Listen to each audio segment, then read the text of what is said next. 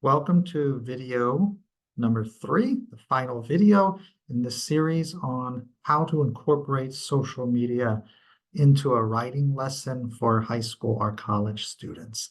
So in stage 1, the pre-writing stage, the brainstorming stage, the students were writing out a fake text message conversation or Twitter tweet or a Facebook or Instagram post, very informal, short text, something that could be fun, engaging, and something where they were just typing in the environment in which they're familiar, in the language that they use every day with their friends online. Stage 2 gets longer, more structured, a little more formal. The students are writing out a longer email, or they're making a blog post. And so we've got a longer text, a little more structured. You may have had a peer review session where they're reading each other's email, certainly with the blog post, they'd all be able to access their classmates' blogs and see what the other students are writing. But we were mostly worried about the ideas, the details, right? What the students were writing, the content.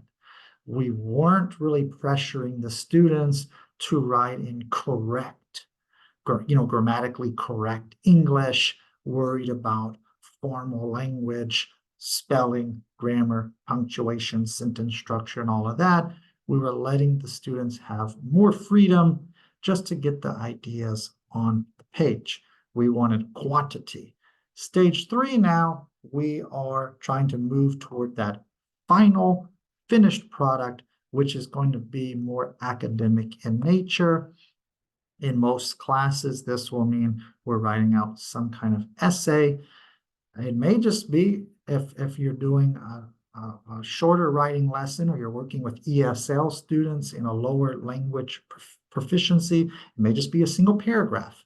If you're doing something more advanced, they're writing a report. If you want them to write a summary, give a review, give their opinion, if it's a professional or technical writing class, a proposal, whatever that finished product is, typically we're moving towards some kind of essay, academic essay. Okay. Writing comes from reading, and reading is the finest teacher of how to write. I like this quote here because it summarizes something that research backs up, that the best writers are people who generally read a lot. And people who can write well, they have been exposed to a lot of well-written things. If we want our students to produce writing that's more formal, more academic, the problem comes in the fact that students haven't really, in general, been exposed to a lot of formal academic writing. They are not reading academic journal articles, right? They're not going online in their spare time and reading college level texts. So they don't know what academic formal writing is supposed to look like. And so we have to provide that for them and try to scaffold our lesson. And that was the point of the earlier stages of this lesson structure. The first stage was, again, very informal. It may have even included some slang or text speak, internet jargon. Okay.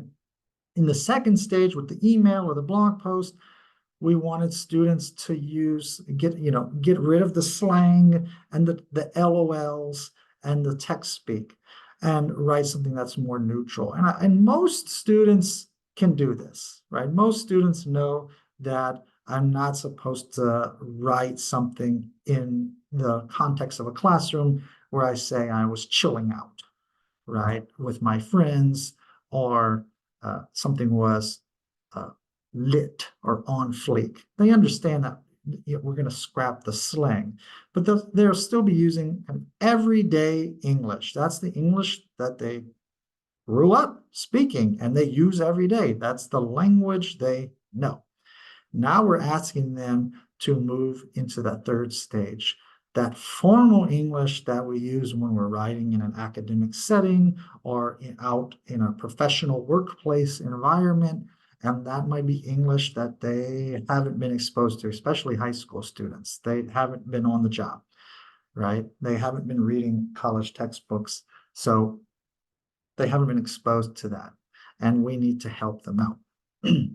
So one activity that I do often with my students is I'll give them a sample email that's almost comically unprofessional, informal, right?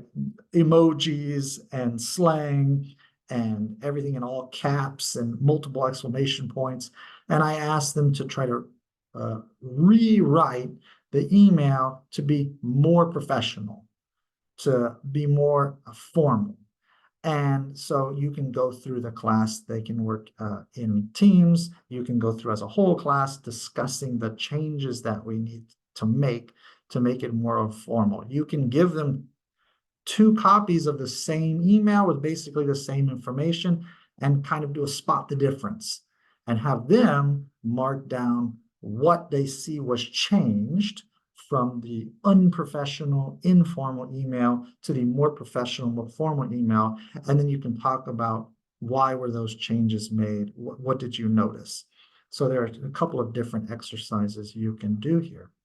You could feed in their writing that either a writing sample you provide them that's very informal, or their own writing sample, feed it into an AI like ChatGPT and give the AI the instruction to make this text more formal.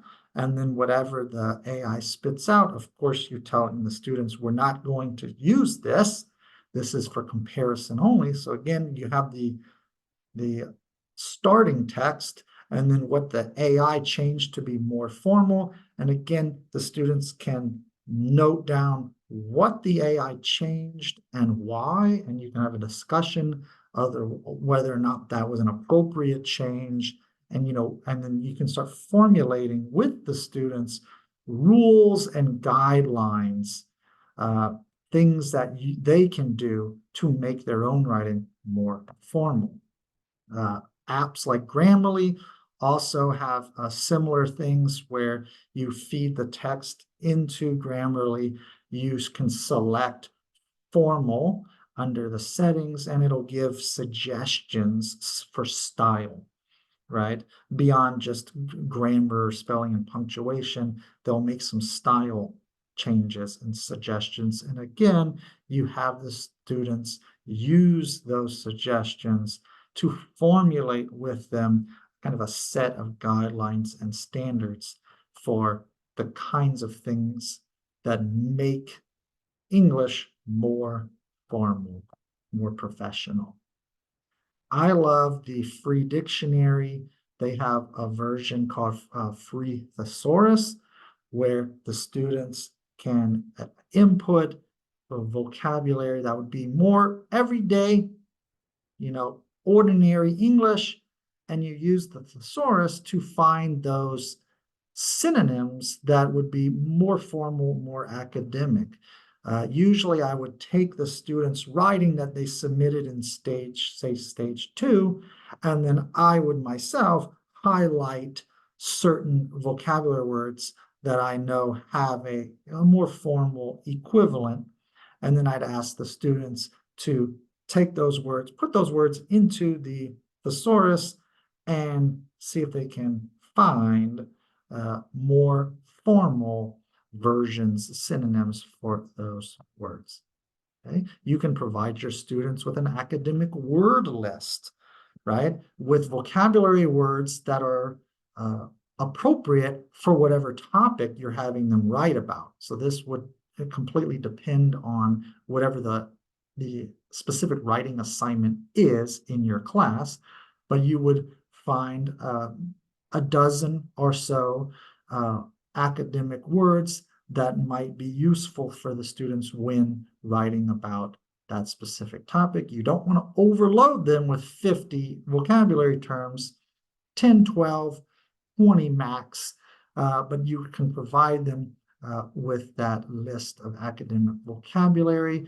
There are multiple AWLs available online. I like the academic word lists that give word families, like this example from the Victoria University, that not just give the family with the different word forms, but you can see in italics here, they have marked the most common form of the verb or word, right? So that is, if you're teaching your students the word approximate, approximation, approximately, the adverb form approximately shows up much more often in writing and speech than the other forms of the verb. And that's important for the students to know, because that would be, you can focus their learning and they learn the form of the word that's going to be the most useful and they're going to see and hear the most often. I like the book They Say, I Say, where the authors write about the importance of providing these templates. Again, the idea here is that students have not read academic writing. They have not been exposed to a lot of academic texts. So there are a lot of phrases, expressions, and structures that are common in academic texts and in more formal writing that writers who have read a lot of this stuff, they've been exposed to, and writers will incorporate that unconsciously in their own writing because they're imitating what they've seen other people write. But your students haven't been exposed to that writing. They don't know these phrases and expressions. So again, you're providing them with that skeletal structure with some phrases. And there are the phrases in a textbook like They Say, I Say are going to be categorized by whether or not, here are some ways to give an example. Here are some different ways to give an explanation. Here are some different ways if you want to express a contrast. Here's if you want to express an opinion or suggestion. So again, depending on what your specific writing task and your learning outcomes are for the lesson that you're teaching, you would give them phrases and expressions, and you give them options and you tell them, here are 6 different options. I want you to use 2 of these in your own writing, right? And so you give them the tools they need to write more formally. So the strategy here is first, right, we're thinking about style. We want to move into formal English. And I always tell my students, it's really like learning another language. This is not the English you speak in your day-to-day life. This is almost like a different language. And because I come from an ESL background, I use some of the same strategies with my native English-speaking students, right, that I would with my ESL students, with translation and pre-teaching vocabulary and things that I would do with ESL students, because it really is like learning a second language. And so with formal academic English, we're looking at synonyms. That's why we're using the free thesaurus or ChatGPT. Those phrases or expressions, we're giving them with the They Say, I Say. And you can find templates online from different universities and schools that provide some of these They Say, I Say templates. After we've crafted and refined the text to be more formal, then the very final stage is that proofreading stage. You can even have do peer revision where they're looking at each other's work. And that's when we're going in and just doing a last check of spelling, capitalization. We're looking at sentence structure, so punctuation. We're looking for fragments. We're looking for correct comma placement. And we're looking for grammar, subject-verb agreement, and correct verb usage. and all of that stuff. That is the very last stage. Until this stage, we have not really worried about that. We have not marked up our students' papers with a lot of red ink, telling them that you have a fragment here, or oh, this comma is misplaced. We didn't care about commas in stage 1, stage 2. Here's where after everything is said and done, it's the very last stage, getting ready for publication. I have a list of resources, and those resources will be shared in the description for each of these 3 videos. Thank you very much for watching. And if you have any questions or you would like a copy of this PowerPoint, please feel free to reach out to me. Thank you again.